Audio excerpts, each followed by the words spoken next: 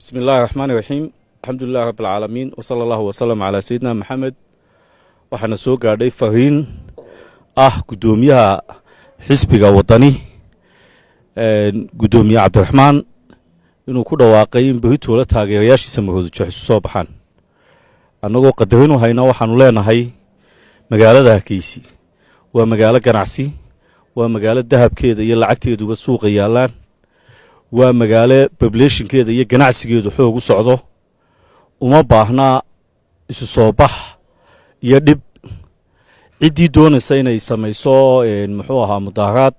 wada sharci baa jirta oo u marto wixii waxa ka sokeeya annagoo ilaalinayna caasimadda iyo ammaanka dadka iyo socodka iyo nolosha dadka ee socota ee day by day ee ummadeena danyartii ayna qaadi karin waxaanu leenahay wixii waxa ka sokan maraa waxa mas'uuliyadeeda qaadaya